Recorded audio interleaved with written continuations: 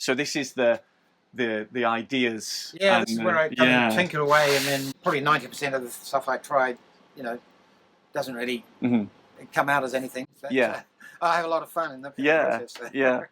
One interesting harp here is this is what I call the Asia Bend. I mean, this is it's not branded as an Asia Bend. There's one branded as an Asia Bend. So these are basically all draw bending harps. Okay. So these have got what I call X reeds. Yeah. So it was a chromatic harmonica. It's been retuned. So the blow reeds are tuned to really weird notes. And they don't play like this one here. If I try blowing on it, nothing happens. But there are blow reeds in there. Okay. But they're set with zero gap. They're set in the slot. Yeah. And but when you draw bend, that's the blow reed making the sound.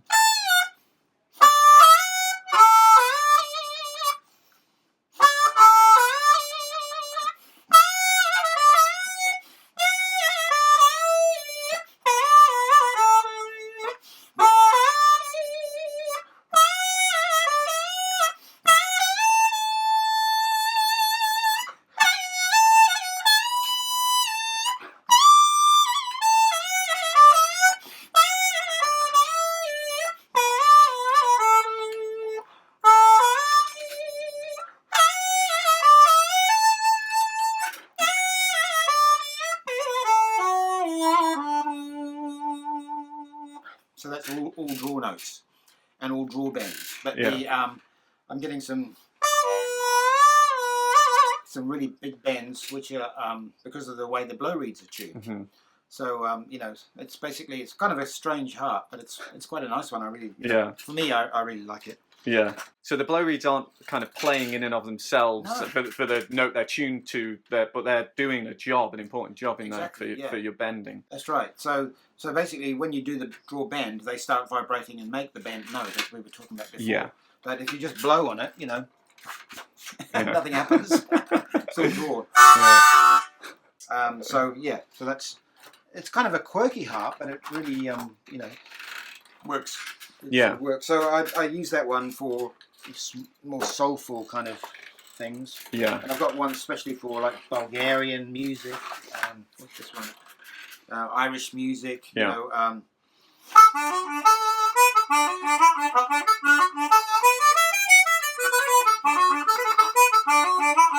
So it's kind of tuned for diddly sort of Irish music.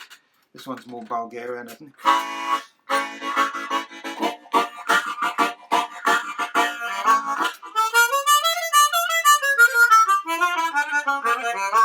So it's kind of a Bulgarian tuning. Anyway, so that's why I've got so many of the different chromatics. So when you're thinking of these tunings, you're thinking of the kind of scales you want accessible, but also the little inflections, the like little trills and stuff. Exactly. Yeah. Okay. I study the music. I mean, I really get interested in certain styles, and I'm sure you do as well. But I've been through so many passions for certain styles over the years. So I listen really closely to what's going on, and on the traditional instruments, like on the Irish, it'll be the fiddle or the flute or whatever, and work out. I often slow the things down to work out what the hell's going on there. Do you use slow down software? Yeah, I've used Transcribe is the one I use. And I've seen others. Yeah.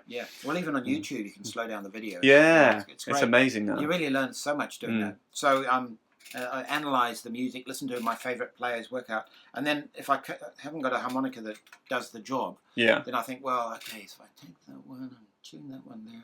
So then I sort of try and think of a way to... Like that one was inspired by Chinese music, the Asia Bend. Because I got really mad on the erhu, the Chinese... Okay, yeah. Oh, I love the sound of that thing. Yeah. So, but harmonicas couldn't do it. So I thought, well, if I take this harmonica and tune it this way, maybe I can get some of those bends. Yeah. And same with Bulgarian music or whatever. Yeah, it's kind of a really interesting... it's a kind of a technical and musical... exploration, really. You can actually change the harmonica. It's amazing how many ways you can change it. I can't think of another instrument that could be changed so much. To like a violin, you can change the tuning. People do change the tuning, but you've only got limited you know, on a guitar there's altered tunings, but you've only got 6 strings. Yeah. Harmonicas, you've got so many reeds, each one can be altered a lot, and also change from blow to draw. I mean, there's just infinite ways you can mess around with them, which is great. So yeah, getting back to some of these crazier harps. So I've got a bunch here. Let's see me work. So this is an interesting one. This is 2 harps, one in front of the other. Okay. And they can be played separately or together. Okay. So what do I call this? Blow through. I can't remember. It's an octaharp anyway. So basically, in this state, it's like a normal harp. Okay. But if I move my thumb, it brings the other one into line. Yeah.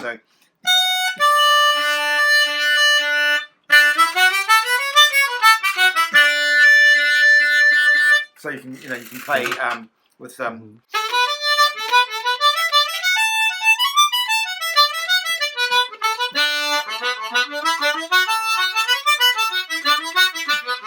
So you can. I love that. That's great. You can play it always as an octave harp if you want to. And so that pin holds it in place. Yeah. And then you let it go, and then it can be. Selectable octave harp. That's what I call it. So yeah, that's a front valved harp, and that can be tuned. I mean, that's tuned for semitones. So you know, if you want to get your fully chromatic. You know, fully chromatic scales. Yeah, yeah. But this one here is tuned more for wider bends, more for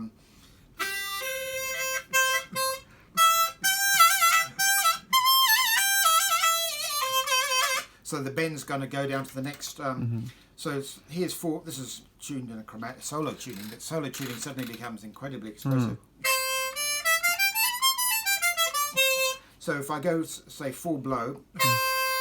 On a normal harp, and then 4 draw. I can bend 4 draw now down to 4 blow.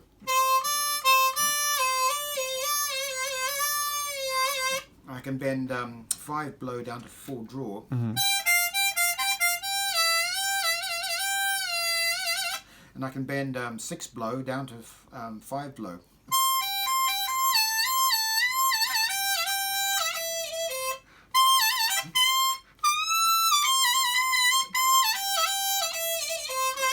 Anyway, so it's basically, you know, you can, with the X-Reed principle, you can actually decide yourself what bends you want. Yeah. You're not set by, this is the scale, those are the bends I can have, that's it. Yeah. You can actually decide yourself, oh, I'd like a bigger bend there. Yeah. Or I'd like a smaller one there. So Yeah. So that's that. What else have we got here?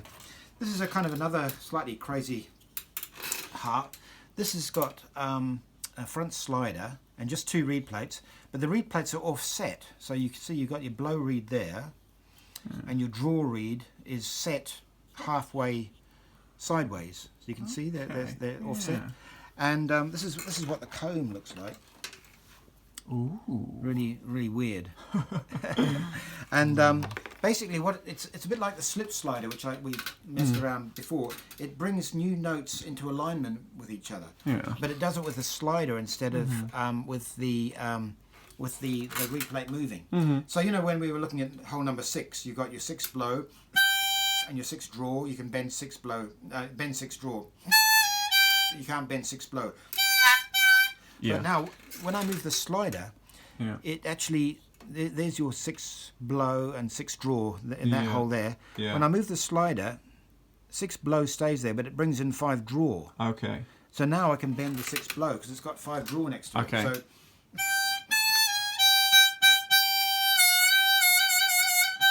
So now I've got 6 blow and 5 draw interacting. Yeah. And the same thing happens with 5 blow and 4 draw. So there's 5. There's hole 5 there. As normal. Now when I go, and you can't bend 5 blow, when I push the slider, because 5 blow is now on the same airstream as 4 draw. Yeah. So it's just another way to do that. I've got another harp. This is the one I was showing you on the screen, which is kind of a little bit influenced by Winslow Yerkes's discrete comb. So you can see it's got a real fat comb. So this one's got a narrow comb with lots of dividers like that. This one's got a fat comb, and they're separated in the middle, the blow reed plate and the draw reed plate, and you've got some weird shapes on there. And then I've got a slider here, which allows me to bend. Again, it brings notes into interaction with each other. So, 6 blow if I want to bend it.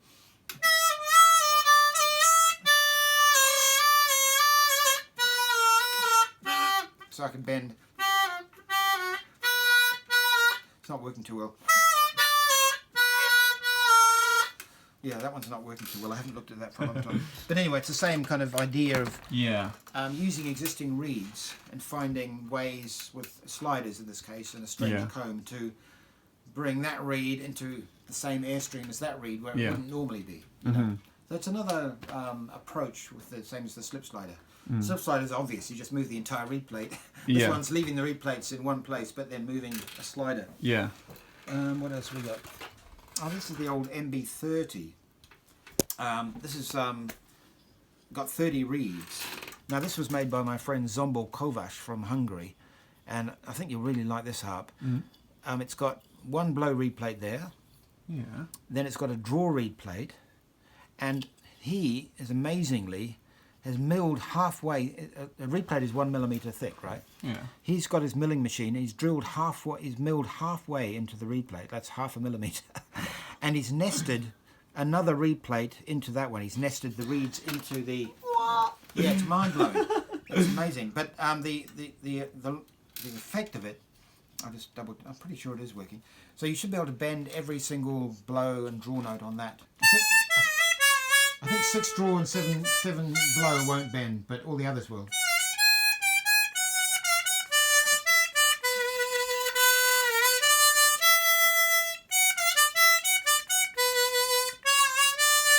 Another one. This is an overblow booster.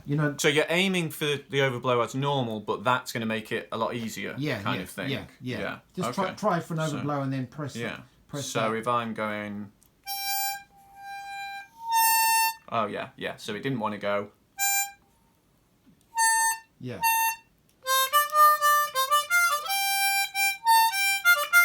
Yeah, that makes it really easy.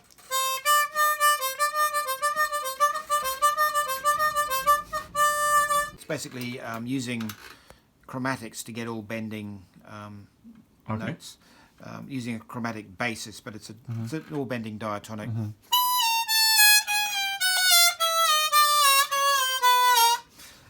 What else have we got here? This is a slimline chromatic, so it's got a little slider in the front. So it's basically it's a chromatic, but it's half the thickness of a normal one. What's this one? I think this has got bends. Has it got bends? This has got 3 reed plates. So instead of 2 reed plates, it's got 3 reed plates. So that's a work in progress. What's this? I don't know what half these things are myself. You have to play it to work out what's going on.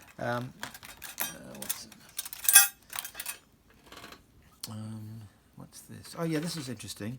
This is basically Finn Magnus, a guy, a Danish guy who went to America and became quite successful making plastic reed harmonicas. He came up with a chromatic where the entire comb moves inside the harmonica. If you look at that, see, it's the entire comb moving. Wow. So the mouthpiece stays the same, and the entire the comb moves against the mouthpiece instead of a slider moving against the comb. So it's a bit in the reeds, the cheap Chinese reeds, but. So that was just an alternative way to make a chromatic harmonica. Yeah. But yeah, so as I say, most of them just sit in the tray for years, and then eventually I think of a way to overcome some problem where. Stop me working on this. This is just one kind of general. This is the modular reed file. So basically, you can see if I zoom in, there's huge amounts of things that I've designed, over the years. I would sort of give them a date. Yeah. And if if I go, so these flat things tend to be DXF files. These are the little rigid bars that I put in my modular reed harmonica to put the pressure on the cover plates. But I just cut out a whole bunch of them. Yeah. There. These are kind of the gaskets that go in the modular reed harmonica. Those are the reed plates which I sort of adjust everything to.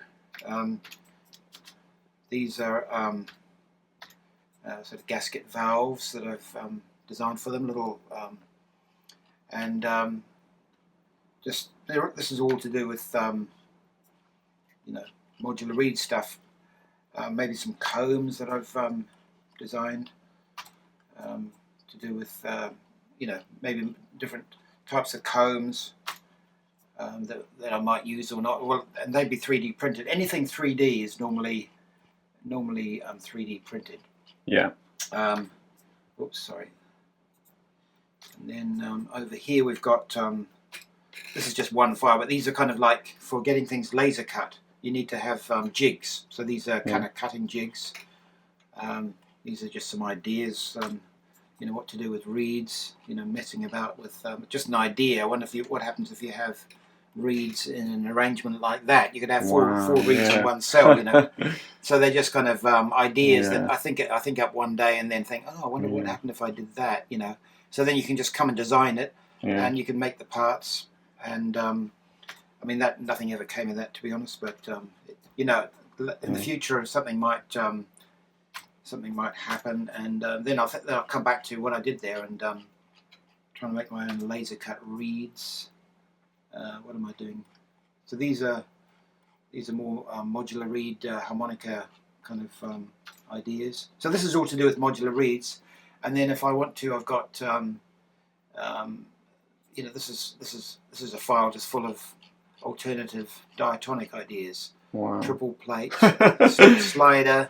You know, when you zoom in, I mean, there's years and years of work here. You know, each one of these would take, you know, just one of those might take a day, or you know, messing about. These were the original slip slider ones where I had all sorts of unusual shaped combs. Yeah. And then I'd have a Seidel one, then a Hohner one, Suzuki one, and each one takes you know, bloody weeks to finalize and tweak, and you know, and everything just takes huge amounts of time. But once it's in there, it's kind of in there. So that's slip slider. This is another idea with these stacked reed plates. So it's kind of like a sketchbook for me. I just put you know, what's this, staggered reed plates. Some of them I haven't looked at for years and years, but they're all variations on a theme, you know. Yeah. Basically diatonics that have been this 30 reed diatonics, extra reeds, all to try and make things bend a bit more. 40 reeds, triple plates. I'm sort of working on something with this at the moment, trying to throw in extra reeds. The discrete comb, you know, Winslow Yerkes' idea, sort of where you've got a comb split in half. But this one I've added sliders and weird comb shapes and all kinds of things. This is again to get things bending a bit better. Yeah. So and then there's this is a strange one. This is where basically instead of blowing into the harmonica, you blow into the covers, and the sound comes out the back in the middle. So you blow into the covers. There's reed plates in the middle, stacked like there. The reed plates are like that, and then your air goes in there, and then in there, and then out the holes in the back. Again, it wasn't a great success, but it was just an idea. Zoom out, you can see there's just vast amounts of stuff, and that's years and years of work just on diatonics. Amazing. So, do you wake up in the middle of the night with an idea? Oh, I've got to try that. All the time, yeah. So that's like a sketch pad basically, and once I get it something, then I just do many versions of it and iterate it and keep developing it. So it cuts acrylic, it cuts foam, it cuts leather, it cuts wood. So just fire it up. It's got a little exhaust pipe, so that's why I have it by the window. So I can put that out there because you'll see smoke coming out of there shortly. And it just cuts from what's called DXF files. Okay. So I just bring it up like that. Get about the right. That's about right now. Yeah. And this is the level of power there. So because it's foam, I'm just going to go into really low. Sure. And I'll just let's find it. And it just cuts the whatever's on the screen. It just cuts it out. Wow. Yeah, it's fantastic machine. I mean, you can design things super accurately, and it'll just cut them out in seconds. So that's all done.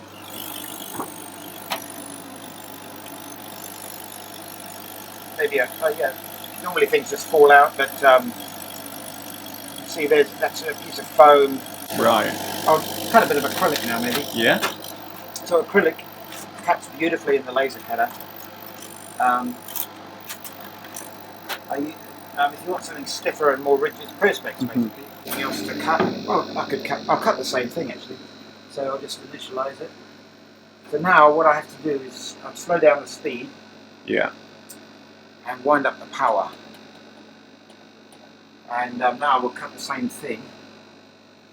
Have you just learned by trial and error kind of about speeds and powers? Yes. So now we'll cut the same thing out of this acrylic. And we'll go slower, but nice everything. So there's the same part in acrylic. Yeah. Or you can do it in wood, leather. But yeah, it's constantly using this thing. Yeah. So such a handy machine. These are based on a thing called the MakerBot. It's actually a Chinese one called the Flash Forge, but it's the MakerBot was one of the early ones, and so they became affordable and small. It's not much bigger than a microwave oven. So basically, you've got two nozzles there. Some have got one nozzle or two nozzles, and these two strands of plastic, which is ABS plastic. It's an industrial plastic. You can put all sorts of things through them, but ABS is one of the most common ones. And basically, they go through these nozzles, and they heat up to about 230 degrees Celsius ish. Yep. You know, you can adjust that. But anyway, it's enough to melt the plastic. And then they've got little motors in them and a little cog, and it grabs the plastic and drives it through into the nozzle. And the nozzle makes it much tinier, much smaller, about 0.2 millimeters is common. So a tiny little strand of hot plastic comes out of there. Yeah. And it's the same principle as the coil pot. You know, the ancient coil pots, that everyone makes. You know, you start with a coil clay and you put one down. It's exactly the same thing. Oh, okay. But miniaturized, high tech, and CNC controlled. So basically, it's an ancient principle just brought up to the 21st century. But yeah, I'll wait for that to warm up and we'll get some printing. And these are the that's the filament. You can buy it in all sorts of different colours and stuff like that. If you look in here, I've got boxes and boxes of ideas, and a lot of them involve 3D printed parts. I mean, this is just some idea I was working on. I can't remember what it was, but some sort of double harmonica. But you can see these are all 3D printed parts. Got so much. That's a 3D printed part there. Yeah, I mean, so many of my things are that's 3D printed. That's a slip slidery thing. So many. It really. These are all. Just about every little tray here is some other idea. These are all 3D printed. So once you design something, and you can feel they're quite strong. Yeah. Oh yeah. In fact, they're stronger than normal plastic because they sort of got a grain. Okay. Because as they're laid down, they develop a grain. So that was I think this was a harmonica idea I was working on a long time ago, one in front of the other. So you've got two reed plates to get octaves and things like that. So each one of these boxes represents what you saw on the screen there, one of those ideas, or maybe several of the ideas. But just about all of them have got 3D printed parts. These are kind of like harmonicas made with accordion reeds. Ooh. So try and get something louder. Okay. Oh yeah. I'm thinking of look at the size of them. So this one here's got a whole bunch of accordion reeds. Wow.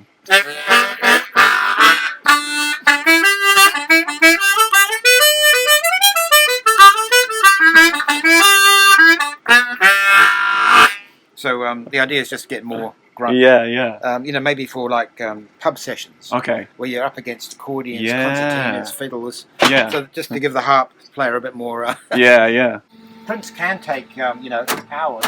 Yeah. But that's quite a small part, so it you know, printed quite quickly. Okay. So yeah, but you know, really you just design it, and then and you can see we weren't even looking at it. We were talking about it. It just gets on in the background. The great thing about 3D printing. And then you get a lovely hot mac and cheese to eat at the end of it. Yeah.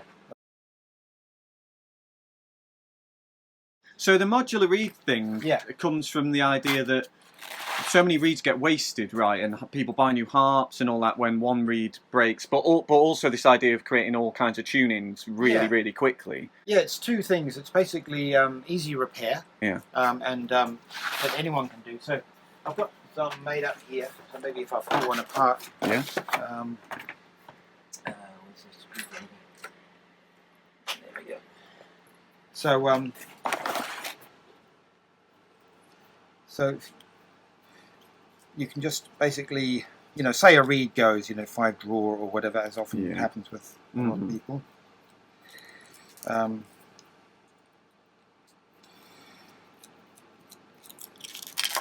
Basically, you can. These are the little braces. Remember, I was showing you on the screen those little black design things. So you can I just cut those out on my laser cutter. Yeah. Out of acrylic, and then they get bonded to the cover plate. Okay. And then they put the pressure down on the reeds. Right. But you can see the reeds. The reeds are not falling out. That's because I've got a little. These are patented. I've got a China patent for these. Things. And so that's one thing that's patented. This pressure braces, and then you can see the reeds have got little notches at the back. So you can just put in anything. It could be a toothpick, and then you can just lift out the reed if you want to change it. Wow. And there's a gasket down there which has got a differential adhesive, so it's quite sticky the way it sticks on the cone. And it's less sticky here, so it means you can just take things out. Okay. It's sticky enough to hold them in place so they don't fall around everywhere. Yeah. But you can just lift them off, and then you can put a different reed in there, change the tuning, or if it's a repair. And I mean, you can also do crazy things like, say you know, you'd rather have that as a draw reed. Bang, you flip it round, suddenly it's a draw reed. Okay. Okay. You know, a reed is it's not one thing or the other. It's where you place it. On a normal harmonica, that's impossible. You know? So hang on, because I'm stupid. Okay. You've already got a draw reed in that hole. No. So well, a reed is a reed is a reed. It's not a blow or a draw intrinsically. Yeah. What makes it a blow or a draw is whether the blow reeds are sitting underneath the reed plate in there, so that as you blow your air, the air wants to escape out this slot. It has. It can't. There's nowhere for it to go except through the slot, so it starts vibrating the reed in order to escape out. So that's a blow reed. So you can see as I blow, the air comes out the slot and makes it vibrate. Yeah. Now that reed there is identical to this reed, but it's just flipped around. So there's your draw reed. Yeah. And so now the opposite happens. When I suck, the air wants to come in through the slot, but there's a reed in the way, so it makes it vibrate. Yeah. But if I take this one here, which is a blow reed, because of its position, turn it round, now it's a draw reed. See what I'm saying? Yeah. It's now on the outside, so it's going to act by sucking. Yeah. So now if I suck, I'll get that reed and that reed, which would probably sound horrible. So that's what I couldn't. I was thinking, well, what will happen because you'll have 2 draw reeds? Yeah, you have 2 draw reeds. But I mean, you might want that. You might want to make a chord harmonica. With lots of draw reeds. Yeah. Or the other thing you can do is, I mean, the convention is to have blow reeds on top and draw reeds on the bottom, but they work perfectly well if you were to go, you know, say if we swap around, what this is. Let me just double check the tuning. So it's just Richter tuning. So if we take that full blow and swap it round with full draw,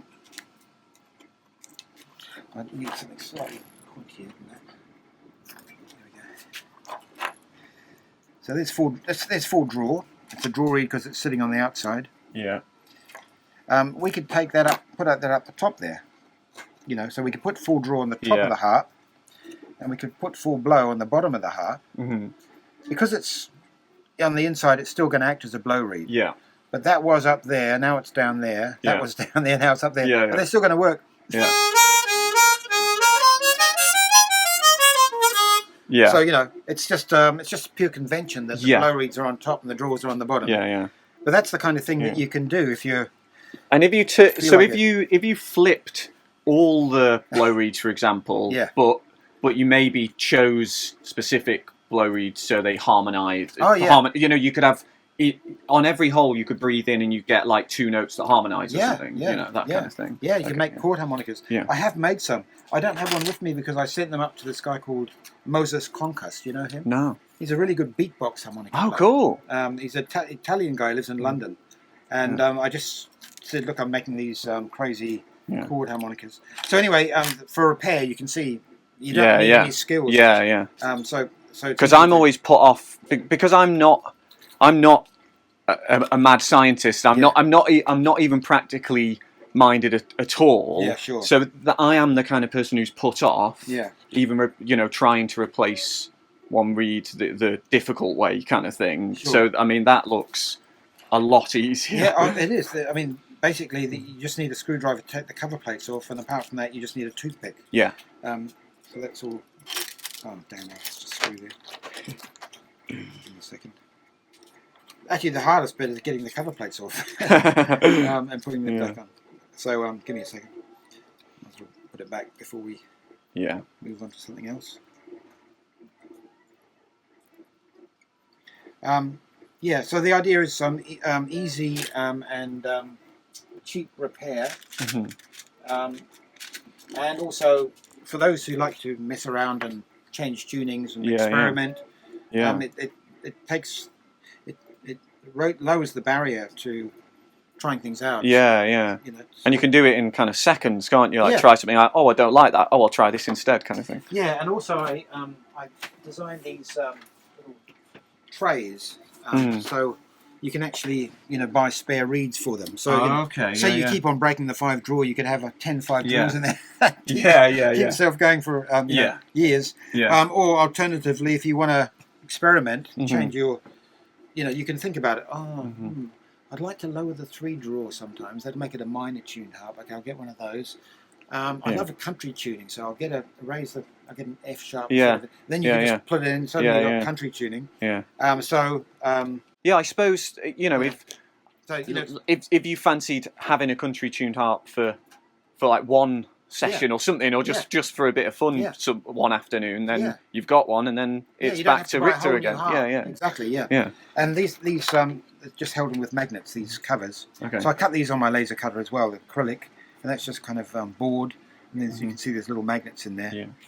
So that goes like that. Right. So you can just carry. Yeah. I mean, that's like carrying around 5 different harps. Yeah. You've got your main, you've got your platform, and then you can just throw in different. You got, So you can change it. Oh, just finished it. One of the filaments ran out. The black filament. Oh, okay.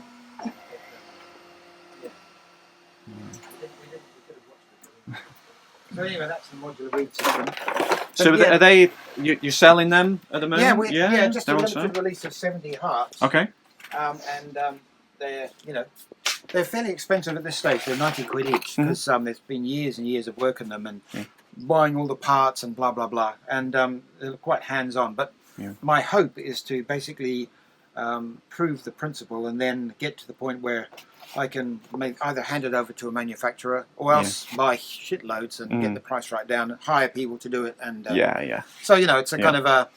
I think it has got great commercial potential. Yeah. And not just because of easy repair, low cost repair, and the ability to change the harp, but also if you think about it, in this day of day and age of everyone thinking about throwaway waste, this and that, and the next. I mean, the harmonica is actually one of the.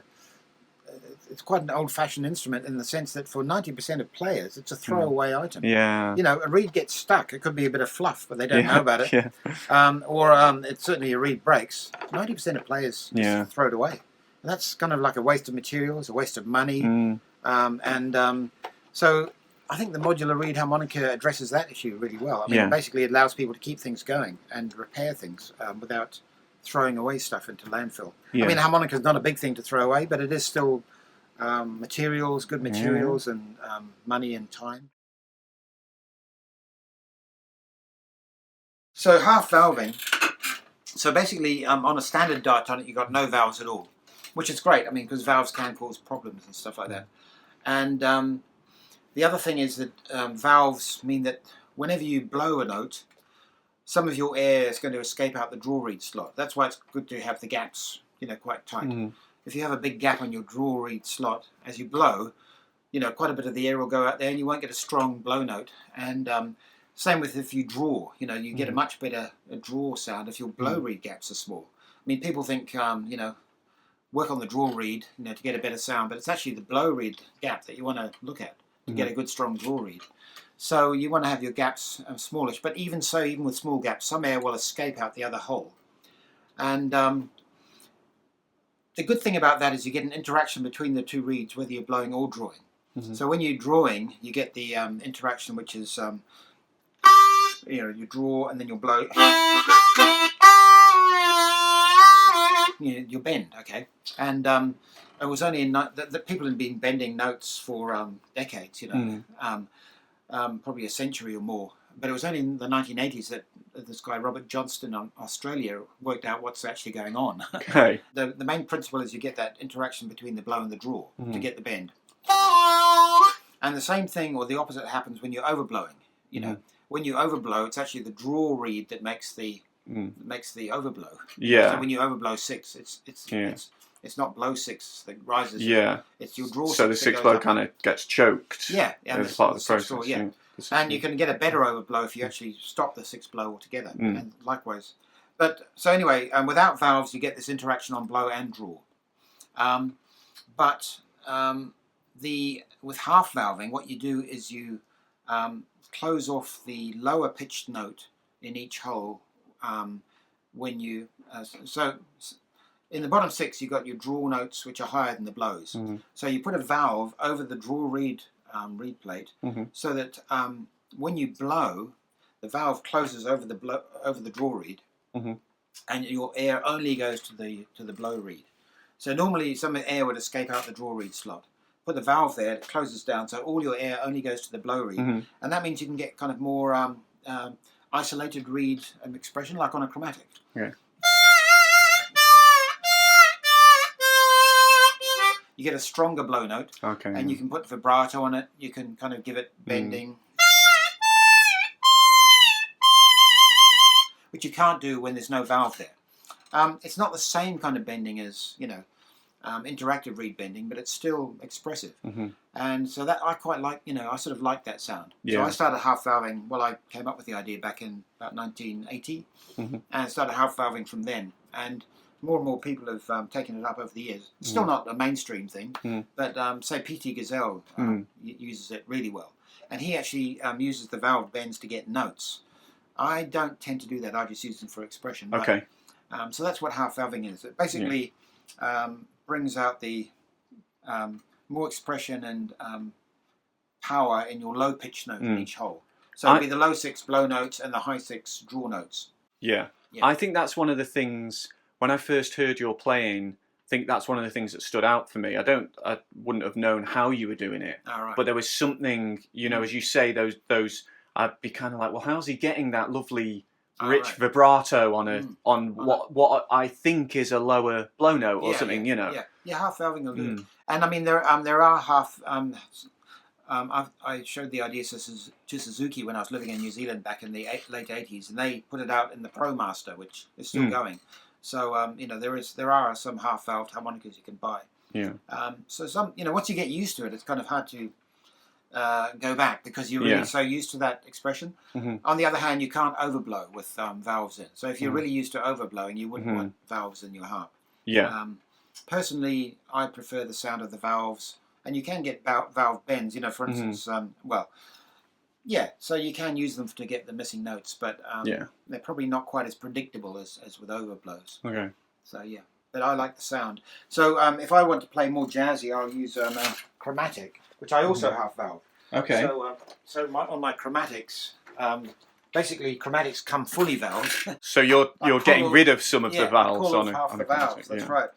So this is a C chromatic. So like a chromatic scale on a normal chromatic would be. Yeah. But I can do.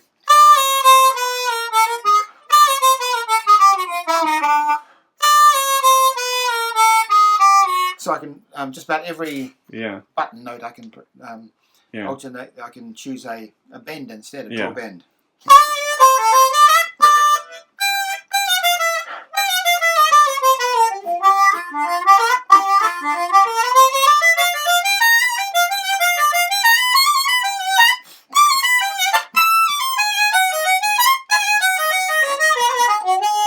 So you can kind of get a bluesier sound out of them. So, but the blow notes are still valved.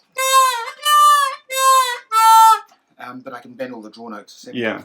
So by half valving your diatonics and your chromatics, the kind of the difference and the distance between those two instruments, you're almost like making them meet in the middle, like they've both kind of got a bit of both going on there. That's a very good way to describe it. Actually, you're sort of making your diatonics sound a bit more chromatic, and your chromatics a bit more diatonic. Yeah. So I wanted to ask you, because you're from New Zealand originally. Well, Kenya originally. Kenya? Yeah, I was born in Kenya, and then my family moved to New Zealand when I was 9. But yeah, I grew up in New Zealand. Yeah. So, I mean, you've made a lot of albums now and done all different types of music, but you've done quite a lot playing Irish music. So how did that? How did you become aware of the music, and how did that get started? Well, keys in the name, Brendan and Power. They're two Irish names. So Power is an incredibly common name around Waterford, Wexford area. Every second person is called Power. I think it was one of those after the Norman conquest here. Some of the Norman earls went over to Ireland and took that over, and there was a guy De Puer, and his name became eventually over the years became Power. So it's originally a Norman sort of name. But it's Power, and of course Brendan is a very Irish name. So my grandfather was from Waterford, and he went out to South Africa, and that's where my dad was born, and my mother, both her parents were Dutch. But of course the Power name retained. And my dad had some Irish records which I heard as a kid. Just 3 or 4 Irish records which I heard as a kid in New Zealand, and I really loved the sound of it. So in some ways it wasn't because of the blood connection, but partly it was just hearing the music quite early on through my dad. I just got a feel for it. And then when I started playing the harp, which was blues, because I saw Sonny Terry and Brownie McGee at university, and went out and bought a harp, and it was just blues all the way. But then I sort of had that sound of the Irish music in the background, and then I started trying to figure out in New Zealand at that time there's this thing called bush bands. I don't know if you've heard about them. No. They're big in Australia and New Zealand. They're kind of like industrial folk. Okay. They're really raucous and loud. They have an amazing instrument called the lagerphone. Have you ever heard of the lagerphone? It's basically a broom handle with a whole lot of lager bottle tops nailed to it, and they rattle, and you bash it on the floor, and then you get the bash of the thing, and then the rattle of the bottle tops. It's called a lagerphone. Yeah. And it's wash tub bass. Mm-hmm. But also then the fiddles playing well-known Irish tunes for dancers and stuff. So that was around in New Zealand. So I was exposed again at that point. And again, I started to try and figure out the few Irish tunes on the harmonica. And even a year or two after I started playing blues. And so as time went on, I just got more and more into figuring them out, tried out different tunings for it and stuff like that. People think I live in Ireland. Some people think I am Irish. But no, I'm just basically someone who loves the music. But I do have a family connection there as well. Mm-hmm. Yeah. And then your interest in other types of folk music from around the world, is that just, I mean, you seem so inquisitive and such a curious, sort of interested person. I don't know why. I mean, folk music around the world, in many world folk music, there's something earthy and elemental. It's like blues music is a kind of folk music. It's simple, but also there's a lot of subtlety, and over the centuries, especially in older forms of folk music, some beautiful styles have developed in different parts of the world. You know, Indian music. It's not really folk music. They call it classical music, but it's very much an Indian sound. You know, you've got two schools, Hindustani and Carnatic. But it's a really amazing sound from there. Quite simple because it's based on modes essentially. You know, a raga is simply a mode. You just play the notes of that mode for hours on end, but what they get out of it is incredible. And then in Chinese music, often very simple scales, pentatonic scales, but what they get out of a pentatonic scale is mind-blowing, you know, in terms of the bending and stuff like that. And then Bulgarian music, they've all got incredible flavours to them, you know, all these styles, and really captivating once you start listening to them. So yeah, I just naturally, a bit like a musical magpie, you know, I see they see something that glitters and they want to pick it up. I hear something intriguing and I think, oh, that's nice, and then I listen more and more to it, and then after a while I think, oh, I wonder if I could do that on harmonica, and that leads me down a whole road of if I can't do it, then I'll change harmonicas to suit the music. So that's been a really big push to modify harmonicas to try and make harps that sound more authentic for different kinds of folk music, really. Yeah. So one of the things that I really like about all these inventions of yours is I just love that you've kind of tried the harp, you know, as it's presented to you and gone, you know what, there's a better way of doing this or a different way of doing this, and why don't we try this and why don't I try that? Which to me, I would kind of, I just go, oh, it is what it is. Have you always been into just like tinkering with things, taking them apart and remodeling them? Pretty much, yeah. I mean, some people are like that. My dad was really good with making things in his workshop. One of my brothers is really good as well. So I suppose I inherited something like that, the tinkering gene. And in the end, you know, I applied mine to harmonicas because that was my passion. So, and then I discovered that, you know, harmonicas are they're like a chameleon. You know, incredibly. You can fashion them into so many different things, it's like they say, you know, there's a world in a grain of sand. Well, you know, there's a universe in a harmonica because you can actually, you know, you can change it into so many things, and I find that fascinating, and often some beautiful things that haven't been done before, but they can make the harmonica sound in a new way, you know, and bring out the best bits of it. For instance, bending is a huge thing for me. I love bends, you know. But on a standard Richter harmonica, you've only got 8 bends, you know. There's 20 reeds, only 8 of them bend, and they only bend to set amounts, you know. So for me, that's a challenge, you know. How can I make this thing bend a lot more notes? How can I make them bend to the notes that I want them to bend to, rather than... So that leads you down a whole area. So that's a big thing for me. I love bending. I'm really inspired by instruments like the erhu in China, the dobro in America, you know, folk music. You know, I love the dobro, the way it bends. The fiddle bends. You know, I love those instruments where the pitch isn't fixed, even the human voice, you know, in Asian, Indian music. So I love making the harmonica a bit more supple and flexible like that. Whereas on a standard diatonic, you blow a note and you can't do anything with it. You can overblow it, but you can't bend it, you can't, you know. So there's some real limitations to the harmonica which can be overcome with, you know, some modifications. Yeah. And you've seen, you know, a new technology comes along or a step forward in that technology, like 3D printing, and you seem to be able to go, yeah, I'm going to find a way to use that. You know. Yeah, I mean, when that, I was hand hacking things for many, many years, you know, one-offs, and so, you know, get a hacksaw literally and chop things up and glue bits together by hand. But the good thing about CAD design, as we saw on the screen, and then how you can export a file, and then that'll instruct a machine like a 3D printer or a laser cutter to make exactly what you've designed on the screen. And then if it's slightly wrong, you just change the design on the screen, make another one.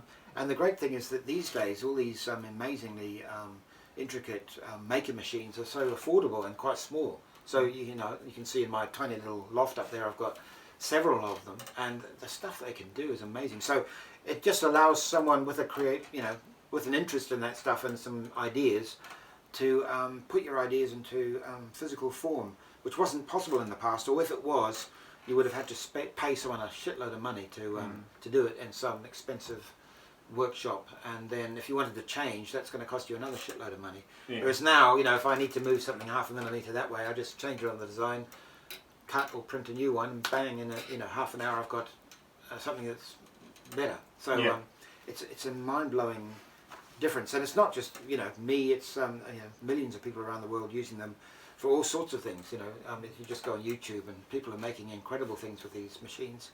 In my case, harmonica bits. Do you, at any one time, are you gigging / recording / playing several different of your inventions, or do you get obsessed with one and kind of use that for a lot of things?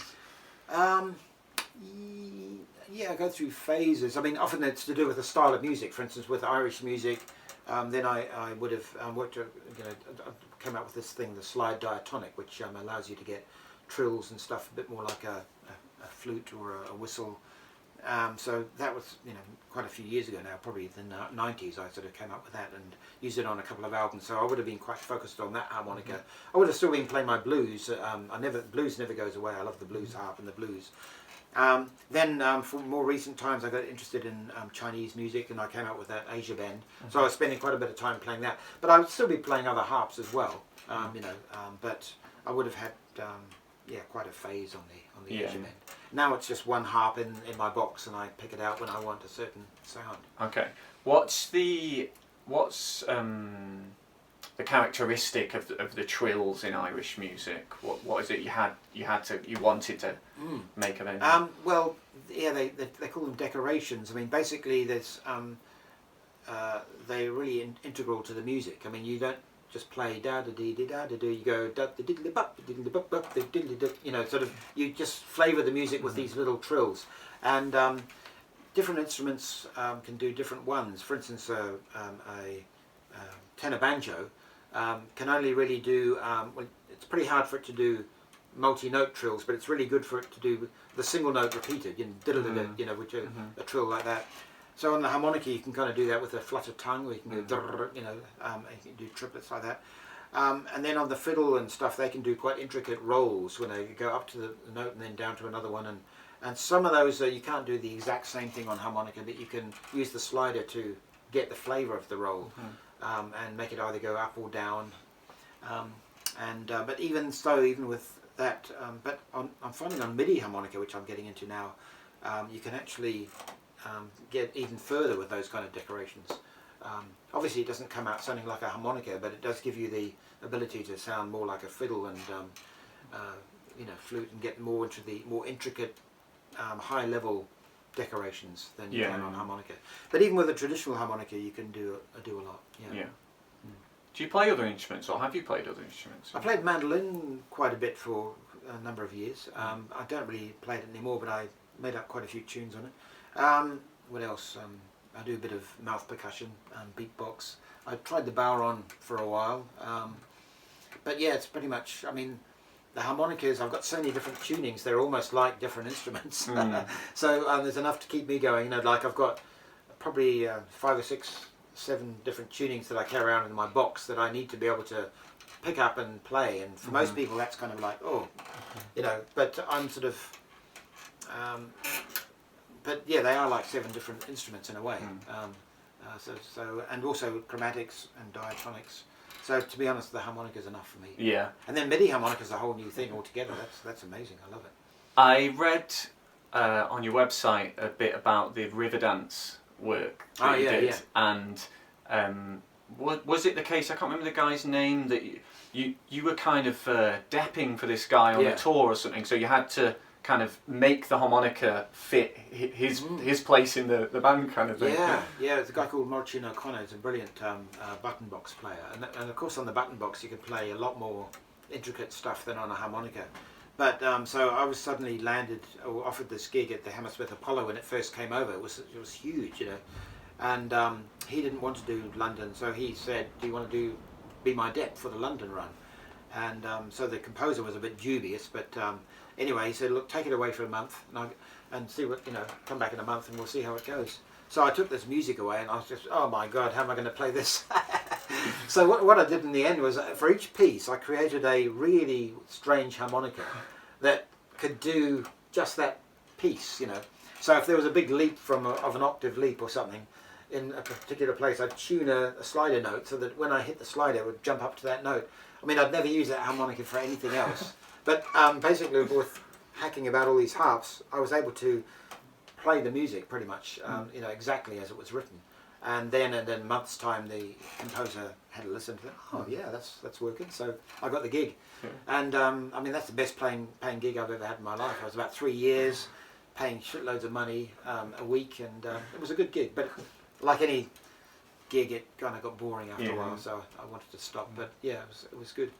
That's where the old hacking skills really came in handy. Good thing he didn't want to do the London show then, and you you managed to sit in and do it then. Yeah. Well, we ended up going all around Britain, then we went around Europe, then we went to Australia, New Zealand.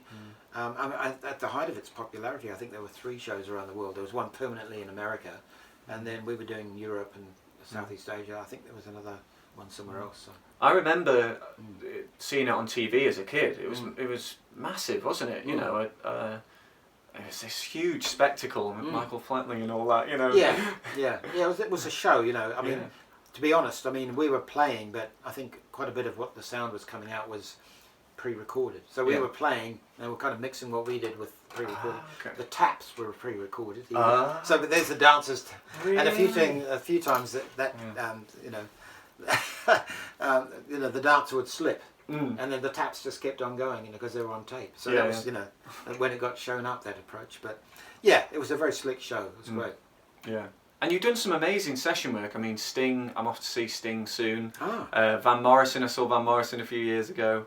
And Kate Bush as well, I read somewhere as well. Yeah, I mean, when I was living in London for about 10 years, I mean, that is one of the world's centres of recording. And so, you know, if you're half good at anything, you're bound to get a session at some point. So yeah, I ended up doing some good sessions there. So yeah, I mean, since I moved to Canterbury, well, lots of things have changed. You know, a lot of stuff doesn't happen in big studios anymore. You know, Abbey Road. I did one in Abbey Road a few months ago, but a lot of stuff now happens in people's bedrooms. You know, you just have to have as you know, a decent mic and a computer. And I mean, hit records are written in people's bedrooms. So and studios cost a huge amount, as you know. So yeah, a lot's changed. And also, you know, there's like, for instance, string players are out of work because I mean the synthetic strings are just mind-blowingly good. I mean, they haven't quite managed it with harmonica yet, but it's probably not far away.